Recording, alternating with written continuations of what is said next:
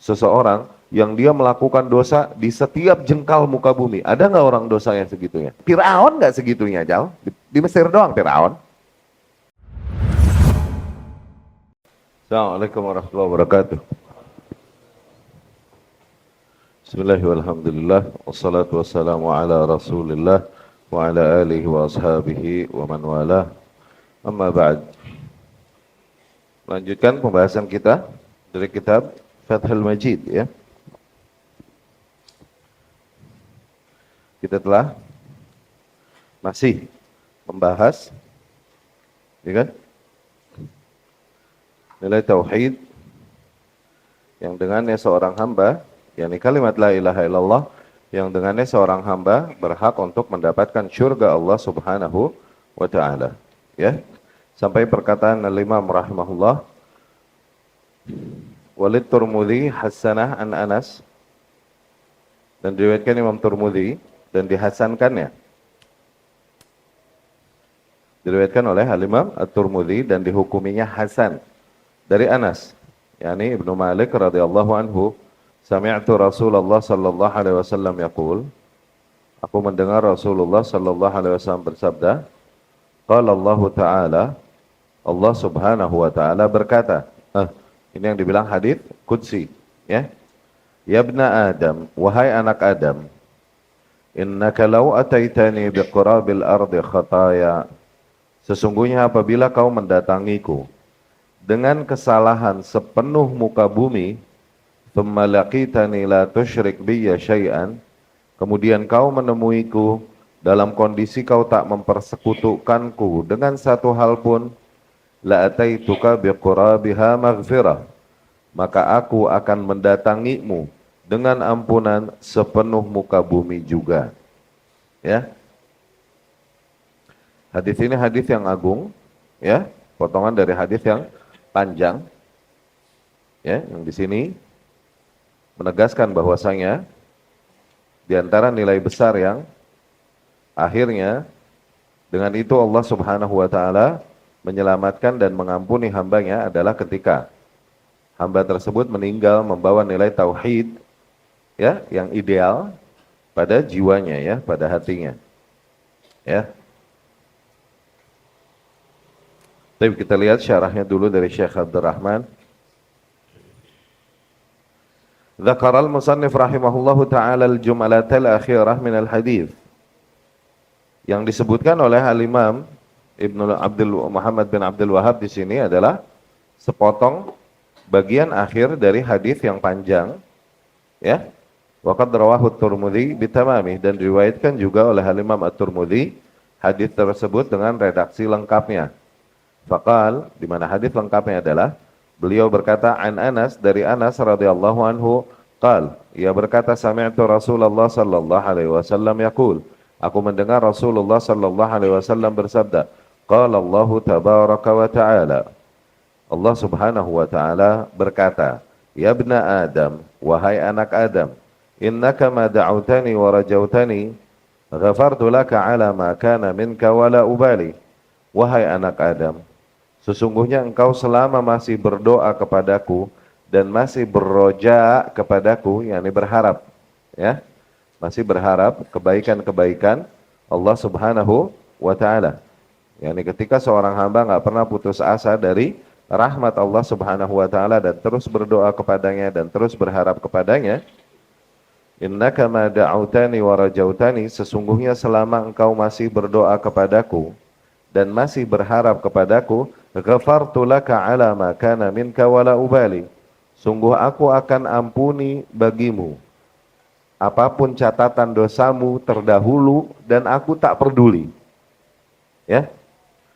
Ya ibna Adam, wahai anak Adam, lau balagat dzunubuka ananas sama, andai saja dosa-dosamu begitu, yakni menumpuk tinggi sampai menyentuh langit, ya.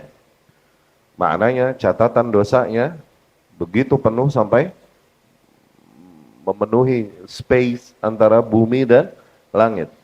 Tsummastaghfartani, kemudian kau memohon ampun kepadaku, ghafartu laka wala ubali, maka aku akan ampuni bagimu dan sungguh aku tak akan peduli. Ya. Ya ibna Adam, innaka law ataitanina, masuk ke hadis bab. Wahai anak Adam, sesungguhnya apabila kau mendatangiku biqurabil ardi khataya, dengan kesalahan, dengan catatan kesalahan sepenuh muka bumi, ya.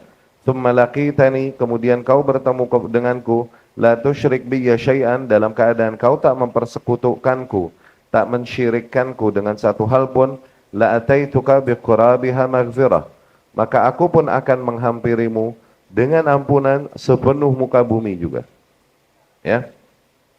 Demikian hadis lengkapnya. Ya, hadis yang menjadi gambaran besar betapa rahmat Allah Subhanahu wa taala bagi para ahli tauhid, ya, sebesar apapun catatan-catatan amalannya kelak, ya, insyaallah. Allahumma ja'alna minhum. Semoga Allah jadikan kita termasuk hamba-hambanya yang diampuninya, ya, dan dijaga nilai tauhidnya pada diri kita, ya. Tayyib, At-Tirmidzi ismuh Muhammad bin Isa. Imam Tirmidzi namanya Muhammad bin Isa Ibnu Saurah bi fathil muhmalah, Ibnu Musa Ibnu Dhahhak As-Sulami, Abu Isa sahib Al-Jami'. Dia adalah yang menyusun Al-Jami'. Jami' ini yang dikenal dengan nama Sunan At-Tirmidzi nantinya, ya. Wa ahad al-huffaz, salah seorang hafidh, kana dhariral basar. Dia seseorang yang dulu buta. yakni masa hidupnya dia dharir. Dharir yakni buta, ya. Rawa'an Qutaibah wa Hannad, dia meriwayatkan dari Qutaibah, dari Hannad, wal Bukhari, itu dari Imam Bukhari, berarti muridnya Imam Bukhari rahimahumullah. Wa khalqun kathir, dan masih banyak lagi. Mat sanat 79 wa 200, beliau meninggal tahun 279, ya, 279 Hijriah. Al-Imam At-Tirmidzi dharir al-basar. Dharirnya artinya buta sebenarnya. Buat para penuntut ilmu, sering kita dengar nama istilah-istilah yang kita artikan buta gitu kan. Dharir, a'ma, amash. Oke? Al-Amash, Sulaiman ibnu Mihran, al-Imam, sampai dijuluki al-Amash. Karena apa? Karena bermasalah matanya. Oke? Nah, bedanya apa bedanya? Wallahu a'lam, ya. Kalau dharir ini membahasakan buta cuman dengan bahasa yang lebih soft, lebih halus. Masih ada penghormatan, kan al-imam dharir al-basar. Imam pada saat itu matanya dharir. Tuh, butanya dikatakan dharir. Tapi kalau ama, ini seringkali digunakan untuk bahasa yang harsh. Maknanya sedikit keras dan bahkan kasar. Innaha la ta'mal absar walakin ta'ma al-qulubul lati fis sudur. Sesungguhnya tidaklah ama, itu tidaklah buta mata, tapi buta hati yang ada di dalam dada. Ya kan? Pakai bahasanya a'ma. Wallahu alam, bedanya di situ penggunaannya ya. Tapi ya kadang kita juga temukan sih kata a'ma digunakan untuk orang-orang terhormat dan lain-lain, khair insyaallah, ya. Adapun a'mash, bedanya a'mash ini enggak buta, cuman penglihatannya kabur karena pandangannya ada wallahu alam yang menutupi matanya. Ini yang kita kenal mungkin nama sekarang glukoma. Orang yang suka matanya kayak berlendir sehingga akhirnya terganggu vision ya, pemandangannya. Itu yang dibilang a'mash, ya. Tapi kalau misalnya akmah, sebagaimana yang disebutkan tentang Isa alaihi salam di dalam Al-Quran, iya kan? Ubri'ul akmaha wal abras. Tuh, aku menyembuhkan orang yang akmah dan abras, ya, orang yang buras, yakni kusta, ya. Isa alaihi salam menyembuhkan mereka. Akmah di sini adalah buta, cuman butanya memang buta cacat dari lahir. Berarti makna dharir dan ama, butanya bisa jadi buta di dalam perjalanan hidupnya karena sakit dan lain-lain. Oke? Tapi buta yang dari cacat dari lahir, ini yang dibilang akmah. Ya, akmah. Nah, akmah ini para ahli medis di zaman Isa alaihi salam pada angkat tangan kalau butanya emang buta cacat dari lahir, produknya emang begini udah nih. Oke? Tapi kalau butanya buta sakit, mereka bisa heal. bisa nyembuhin karena mereka berbangga-bangga dengan ilmu medis kan. Tapi Isa alaihissalam dengan mukjizatnya, dengan izin Allah, dengan healing touch-nya, sentuhan yang menyembuhkannya, sembuh nih orang yang buta dengan izin Allah Subhanahu wa taala. Ya. Itu dharir ya. Dan Imam At-Tirmidzi kemarin kita jelaskan. Beliaulah memang yang mempopulerkan istilah hasan di dalam hadis ya. Karena sebelumnya hadis beredar ini antara diterima dan ditolak. Bahasa umumnya sahih dan dhaif. Namun ada beberapa hadis yang dihukumi oleh para imam-imam terdahulu, bahkan gurunya Imam Bukhari, Imam Ahmad. Mereka hukumi ketika ditanya hadis tersebut, mereka bilang dhaif. Tapi kok ketika ditanya beberapa permasalahan, mereka berhujjah dengan hadis-hadis yang mereka hukumi dhaif tersebut. Ternyata setelah dilihat, ini dhaifnya bukan ayya dhaif, bukan dhaif sembarang dhaif, tapi dhaif allafi syai' minal quwwah. Dhaif yang ada masih kadar kekuatan. Oke? Nah, ini bisa digunakan berhujjah menurut tradisi praktek para ulama dari zaman ke zaman, kalaupun mereka hukumi namanya dhaif secara umum. Oke? Nah, dari situlah beliau populerkan istilah baru buat hadis yang demikian nih. Mereka nggak sampai derajat sahih, hadis yang nggak sampai derajat sahih, tapi nggak juga berada di area yang mardud, yang tertolak. Masih berada di area yang makbul, yang diterima. Disitulah dipopulerkan istilah hasan ya oleh beliau di dalam jami'nya, di dalam sunannya. Ini Al-Imam At-Tirmidzi wa hassanah, dan dihasankannya tuh. Ya. Biasanya hadis-hadis yang kasusnya hasan ini, para perawinya ada errornya, tapi bukan error di kasus yang sifatnya adalah. Dia adil. Oke? Perawinya tersebut adil, insyaallah. Kemudian kan syarat diterimanya riwayat itu ada 5. Ingat? Ittisal as-sanad, sanadnya harus menyambung, harus sambung terus, nggak boleh putus rantainya. Kemudian adalatur ruwat, para perawinya harus adal. Terus dhabtur ruwat, para perawinya babat, ya. Kemudian adam syudzud sama adam al-illah, tiada syadz dan tiada illah. Oke? Biasanya hadis-hadis yang dihukumi hasan ini errornya ada di dhabat, di dhabtur ruwat. Oke? Entah kekuatan hafalan atau ketelitian penulisan si periwayat yang seringkali mungkin rada bermasalah. Oke? Tapi jadi kuat karena dia nggak bersendirian. Ada angkatan dia yang juga meriwayatkan hal yang sama. Nah, akhirnya yang jabir namanya. Ngangkatlah hadis ini derajatnya dari tertolak menjadi hadis yang makbul, diterima. Ya. Demikian hadis hasan dipopulerkan oleh Imam At-Tirmidzi rahimahullah. Dan Anas, diriwayatkannya dari Anas. Anas ini maksudnya Anas Ibnu Malik radhiyallahu anhu, sahabi, dia seorang sahabat sigar, ya, sahabat-sahabat junior, sahabat-sahabat yang usianya jauh jedanya, bedanya dengan Rasulullah sallallahu alaihi wasallam. Uminya membawa dia ketika usia dia 9-10 tahun, Ummu Salamah radhiyallahu anha membawa Anas radhiyallahu anhu ketika Rasul sallallahu alaihi wasallam hijrah ke Madinah dan memberikan Anas kepada Rasul sallallahu alaihi wasallam. Ya Rasulullah, hadza Anas yukhdimuk. Nih anakku Anas, biar dia menjadi pembantumu di rumah. Tuh, biar disuruh-suruh sama Rasul sallallahu alaihi wasallam. Subhanallah, pengorbanan yang besar luar biasa, ya kan? Anaknya dikorbankan untuk menjadi pelayan, tapi pelayan Rasulullah sallallahu alaihi wasallam, menunjukkan bentuk keimanan dan kecintaannya kepada Rasul sallallahu alaihi wasallam. Ya. Anas bin Malik radhiyallahu anhu akhirnya diantara yang paling banyak meriwayatkan aktivitas Rasul sallallahu alaihi wasallam di dalam rumah karena beliau melihatnya radhiyallahu anhu. Demikian juga yang banyak meriwayatkan aktivitas Rasul di dalam rumah adalah istri-istri Rasul sallallahu alaihi wasallam. Fix lah, jelas lah emang istrinya Rasul sallallahu alaihi wasallam. Oke? Tapi Anas emang sering di dalam bersama Rasul, akhirnya dia suka menceritakan aktivitas Rasul yang mungkin sahabat lain tidak melihatnya. Nah, dia punya banyak riwayat lah, menang di situ dia nih. Oke? Karena lebih sering bersama Rasul sallallahu alaihi wasallam.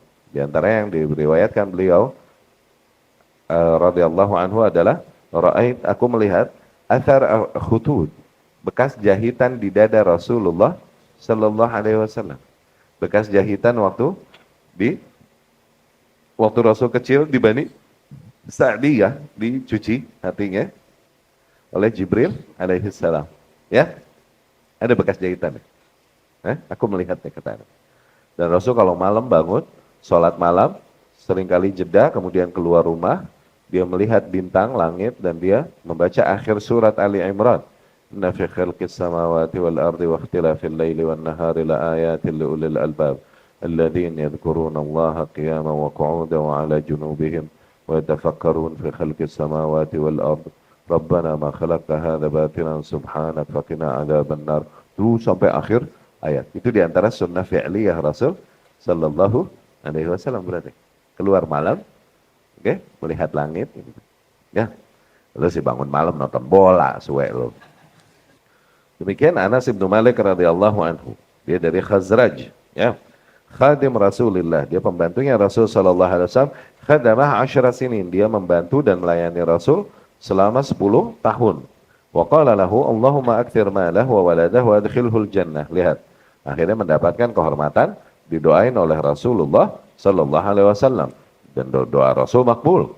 Rasul berdoa sallallahu alaihi wasallam, ya Allah perbanyaklah hartanya, perbanyaklah anaknya, dan masukkanlah dia ke dalam surga. Allah. Udah, berarti ya dijamin surga udah kalau Rasul yang doain udah. Ya. Mat sanah 2 wa qil 93 wa qad jawazal 100. Beliau meninggal tahun 92-93 Hijriahan di usia 100 tahun lebih, ya.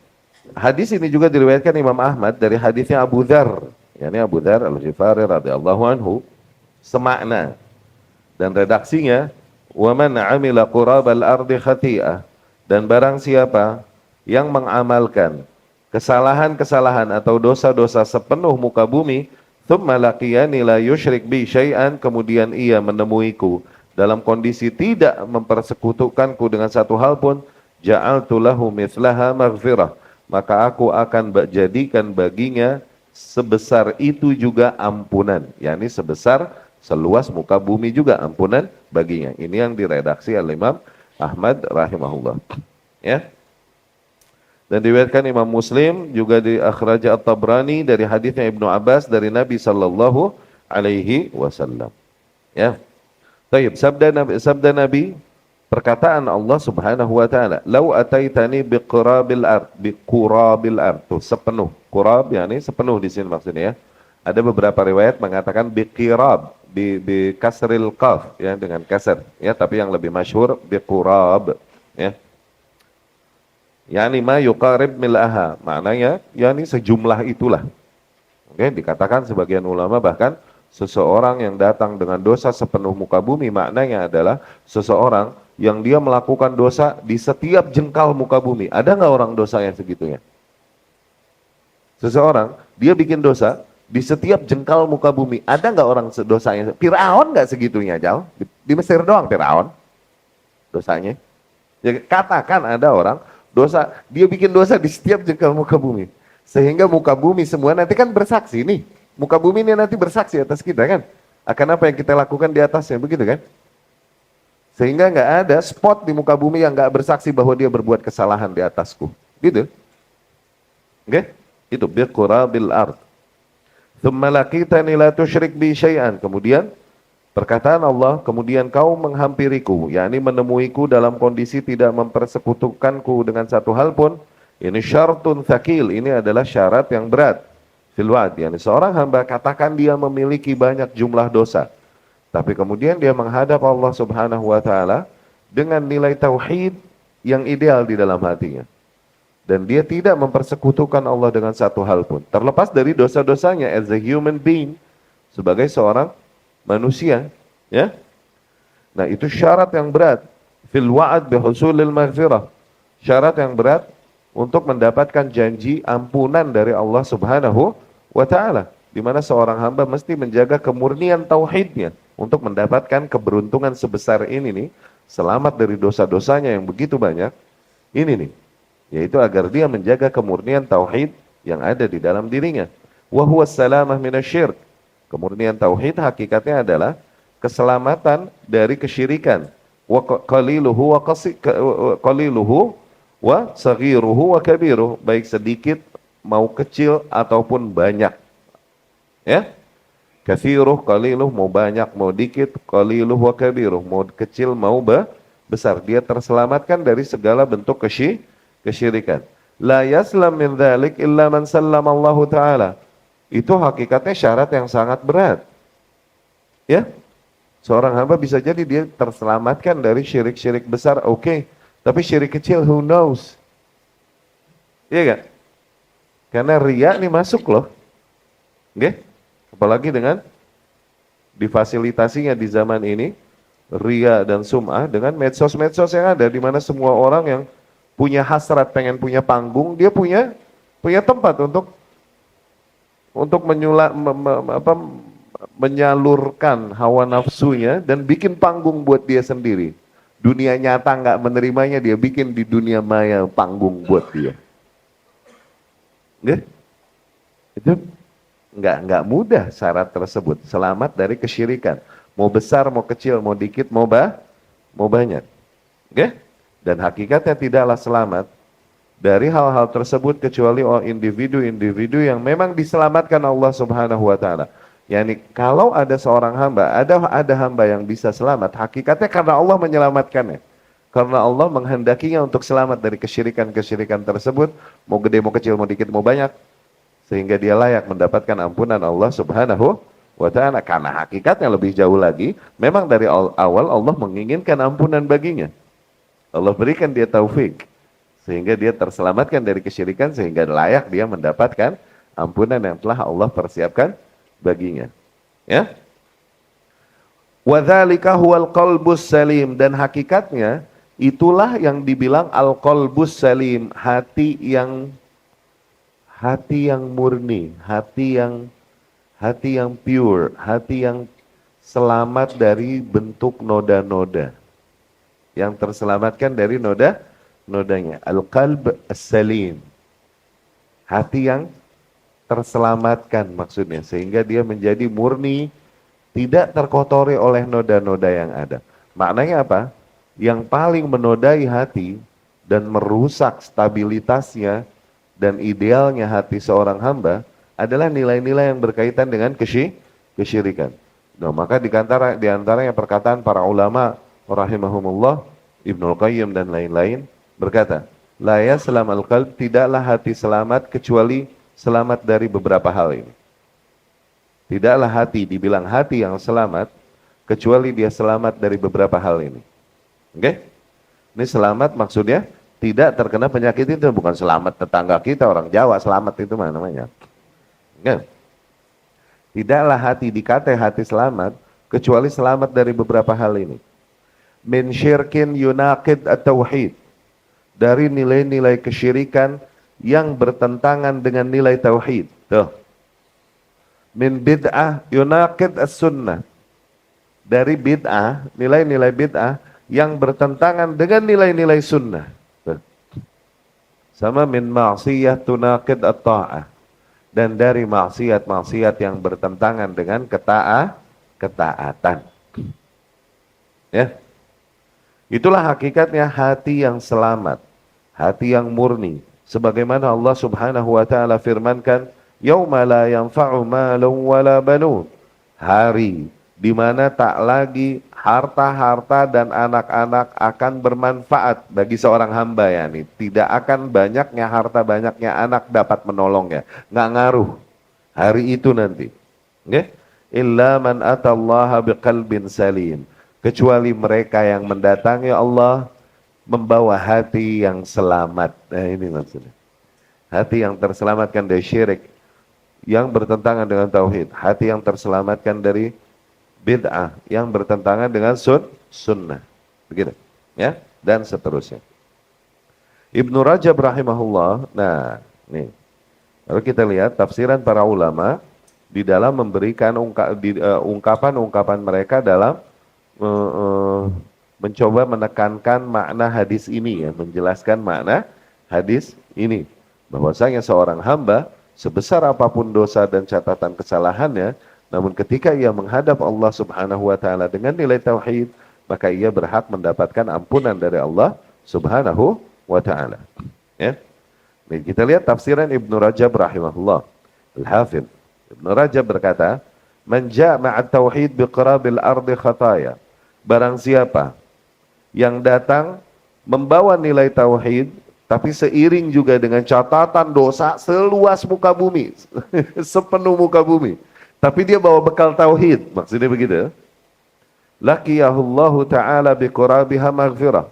Maka Allah pun akan menghampiri hamba tersebut yang mendatanginya, okay, dengan membawa ampunan sebesar dan seluas muka bumi juga. Ila anqal, sampai perkataan beliau rahimahullah, fa in kamula tauhidul abdi wa ikhlasuhu lillahi ta'ala fi. Nah, ini nih.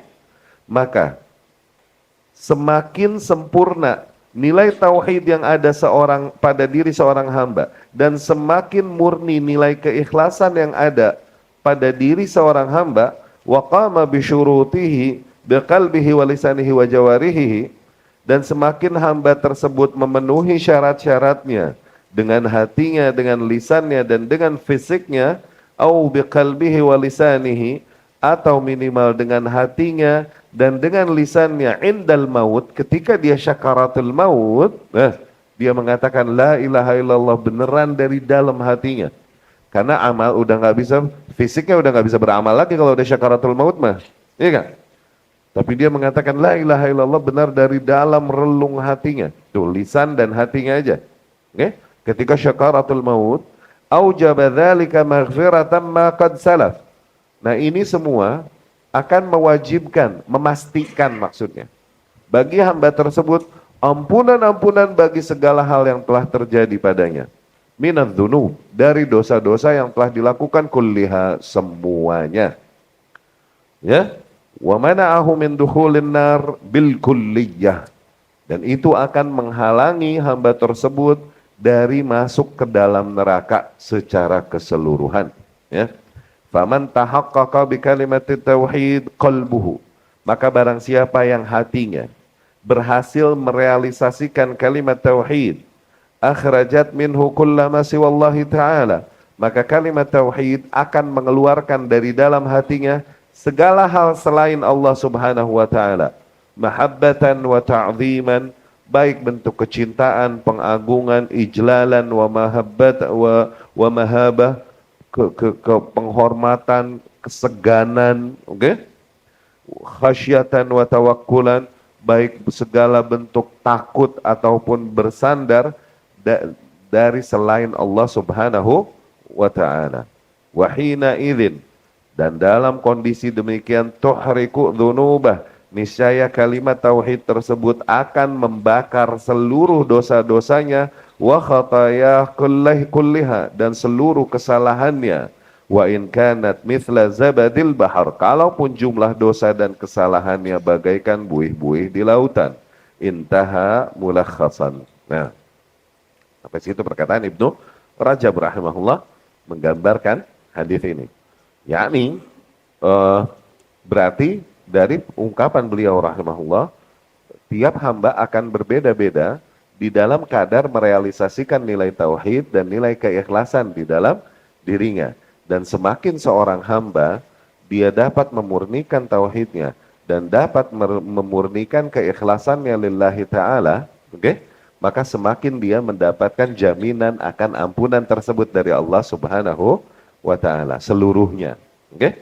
Maka semakin lemah berarti nilai tauhid dan nilai keikhlasan yang ada pada diri seorang hamba, semakin juga dia hilang, maksudnya semakin dia hilang kesempatan ampunan dari Allah Subhanahu wa taala secara keseluruhan, yakni sebagaimana yang sebelumnya diceritakan perkataan Ibnu Taimiyah dan lain-lain. Bisa jadi seseorang yang membawa tauhid dia memasuki neraka dulu, ya, tapi suatu saat dia akan terselamatkan dan berhak untuk diampuni dan berhak untuk berada di dalam surga, karena bagaimanapun dia masih membawa kadar tauhid. Nah, berarti berbicara kadarnya kan? Berarti berbicara kadarnya. Dan kenapa ikhlas yang dibawa? Karena perealisasian inti dari tauhid ada pada nilai keikhlasan. Inti perealisasian dari tauhid itu ada pada keikhlasan. Ikhlas dalam beribadah hanya bagi Allah Subhanahu wa taala. Ya. Ketika kau menafikan hal-hal yang lain dari hatimu dalam ibadah yang kau lakukan dan hanya mengejar ridha Allah Subhanahu wa taala. Ya. Yani ngepol, oke? Ketika kau menafikan hal, tidak memberikan jatah dari segala bentuk ibadahmu, tidak kau berikan jatah dari segala bentuk ibadahmu kepada hal lain karena semuanya telah kau berikan hanya bagi Allah Subhanahu wa taala, ya. Nah, kemudian Al-Imam Al-Allamah Ibnul Qayyim rahimahullah menjelaskan juga hadis ini. Beliau berkata, fi ma'na al-hadis, di dalam makna hadis ini, wa yu'fa li ahli tauhid al-muhad alladhi lam yushawwibuhu bisyirk ma la yu'fa liman laisa kadzalik. Niscaya akan diampuni bagi para ahli tauhid yang murni, ya, yang dimana tauhidnya tidak ternodai dengan kesyirikan sama sekali, apa-apa yang tidak diampuni dari orang-orang yang tidak demikian. Yakni semakin nilai tauhidnya tidak murni, maka semakin ada kadar-kadar yang tidak diampuni. Semakin murni ketauhidan seorang hamba, maka semakin juga jaminan ampunan secara keseluruhan. Maknanya gitu. Yu'fa li ahli tauhid al-muhad, diampuni bagi para ahli tauhid yang murni. Kenapa kita katakan murni tadi? Karena hatinya selamat benar-benar dari seluruh bentuk kesyirikan. Mau gede, mau kecil, mau dikit, mau banyak ya. Karena dia datang dengan hati yang murni, qalb salim, hati yang selamat. Ya. Nah, mereka mendapatkan ampunan dan maaf dari Allah yang tidak didapatkan oleh orang-orang yang tidak berada di kadar mereka atau di level mereka, ya. Falau laqiyal muwahhid alladzi lam yusyrik billahi syai'an albattah. Andai saja seorang ahli tauhid yang tidak pernah mempersekutukan Allah Subhanahu wa taala sama sekali dengan satu hal pun, rabbah, menemui Allah Subhanahu wa taala biqrabil ardi khataya, dengan membawa bekal kesalahan sepenuh muka bumi, atahu biqurabiha maghfirah, maka niscaya Allah pun akan mendatanginya dengan ampunan sepenuh muka bumi. Wala yahsulu hadza liman naqasa tauhiduh. Nah, dan kemuliaan itu, keberuntungan besar itu tidaklah terjadi pada orang-orang yang kadar tauhidnya kurang. Tuh, berarti bicara kadar. Oke? Bicara kadarnya nih. Berarti orang-orang yang beriman berlomba-lomba di dalam apa? Di dalam memurnikan kadar tauhid dan keikhlasannya, berarti di dalam kehidupan. Itu. Ya. Fa inna tauhid al-khalis, karena sesungguhnya tauhid yang pure, tuh al-khalis yakni pure, yang murni. Ya. Alladzi la yushawwibuhu syirk. Yang la yashubuhu syirkun, yang tidak sama sekali terkabuti atau ternodai oleh segala bentuk kesyirikan. La yabqa ma'ahu dzambun. Tauhid yang demikian maka tidak akan bersisa dosa apapun. Yakni apa? Tauhid demikian akan menghapuskan seluruh dosa.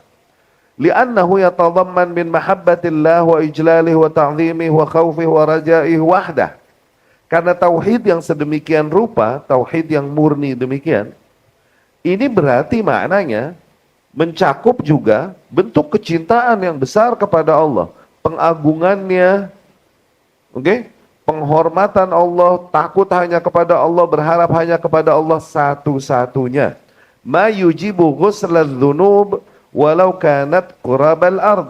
Kondisi tauhid demikian pastilah efeknya akan menyuci seluruh dosa, kalaupun jumlah dosa tersebut seluas muka bumi.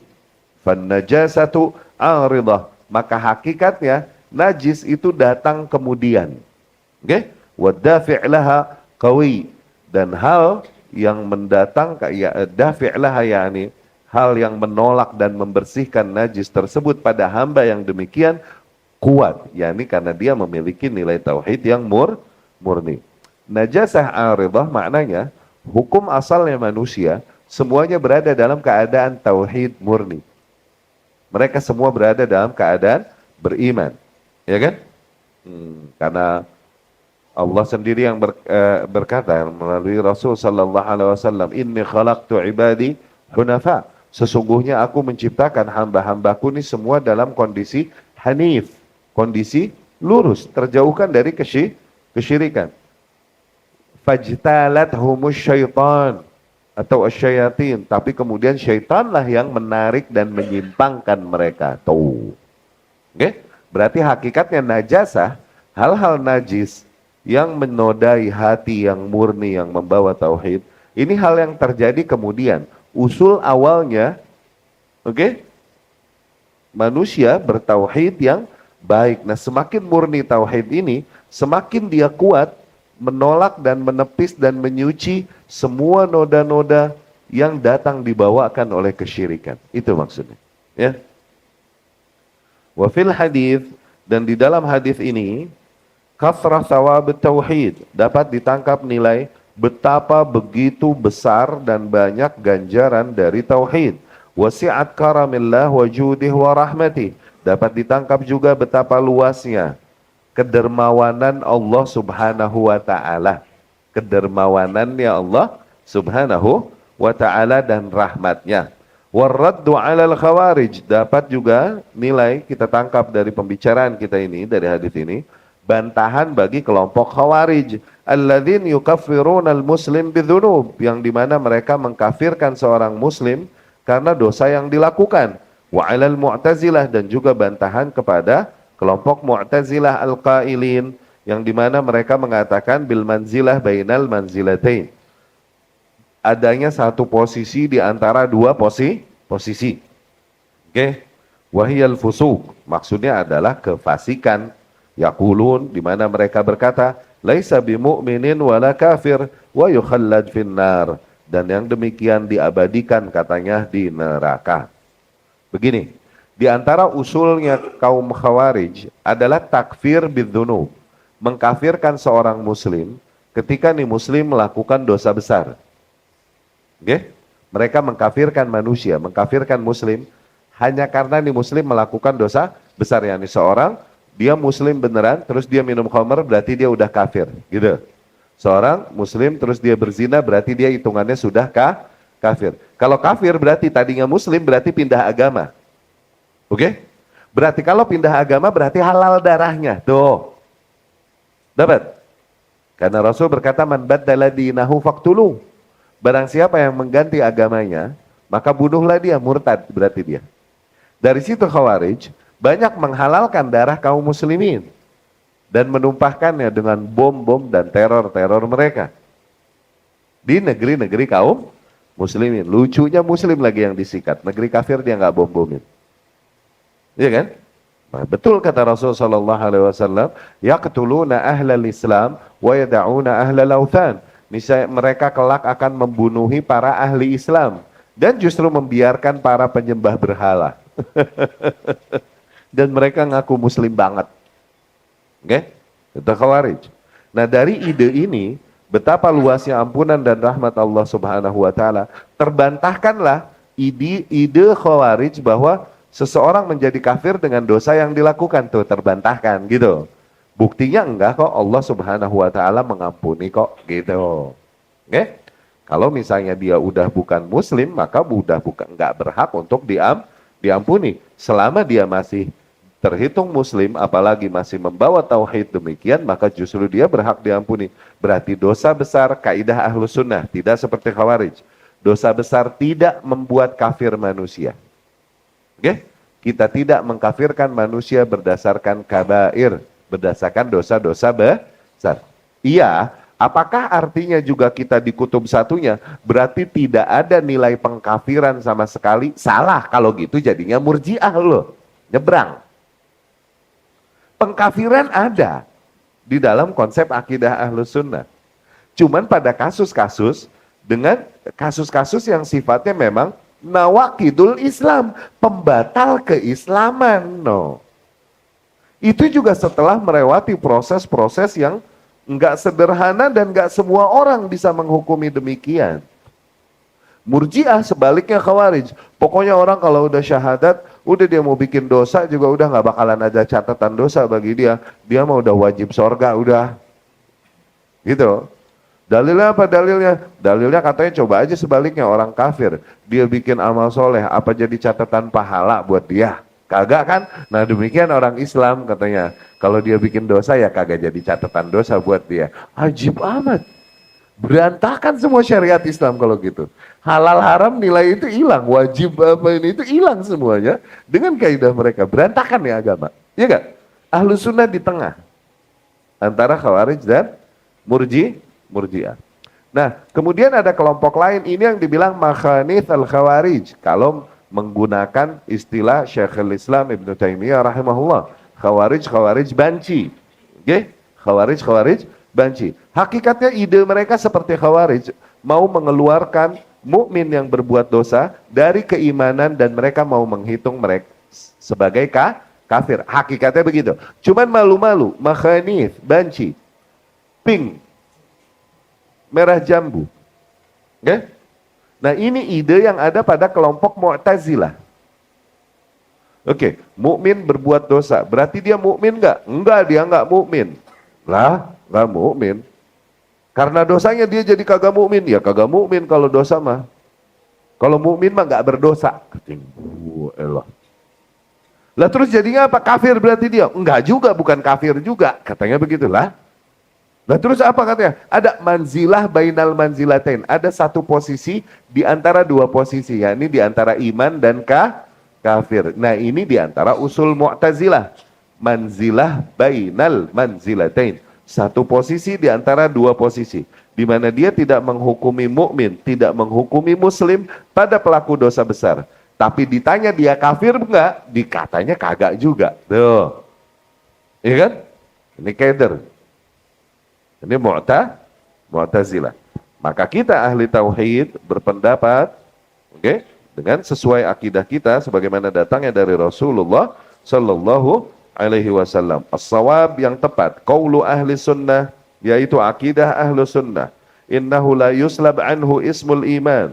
Bagi seorang pendosa besar dari golongan kaum mukminin, maka tidaklah kadar keimanan atau gelar keimanan hilang secara totally darinya. Enggak, dia masih punya kadar keimanan, cuman tidak baik nilai keimanannya, misalnya begitu.